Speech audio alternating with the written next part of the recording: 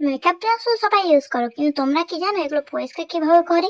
প্রথমে একটি পাত্রে হালকা গরম জল করে নাও, তারপর সেই গরম জলের মধ্যে শ্যাম্পু দিয়ে সেটিতে ফেনা করে নাও, এবং ফেনার মধ্যে সব ব্রাশগুলো এবং বিউটি ব্লেন্ডার গুলো দিয়ে দাও।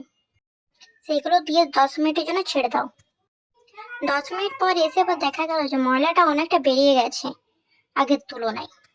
এগুলো একটু ধুয়ে নেব আমরা। তারপর ছাঁকনির মধ্যে ভিডিওর মতো করে সব ময়লাটা ঘষে তুলে নেব। তোমরা ভিডিওতে যেরকম দেখতে পাচ্ছ ঠিক সেরকমই করবে। তারপর পরিষ্কার জল নিয়ে 5 থেকে 6 বার ভালো করে ধুয়ে নেব। আমি এখানে একবারই দেখিয়েছি, তোমরা 5 থেকে 6 বার ধুয়ে নেবে।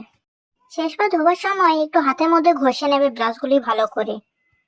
তোমরা দেখতেই পাচ্ছ কতটা পরিষ্কার হয়ে গেছে আগের তুলনায়। ধোয়া হয়ে গেলে সেগুলো একটা সুতি গামছার মধ্যে শুকোতে দিয়ে দেবে রোদের মধ্যে। দেখতেই পাচ্ছ কত পরিষ্কার হয়ে গেছে ব্রাশগুলো।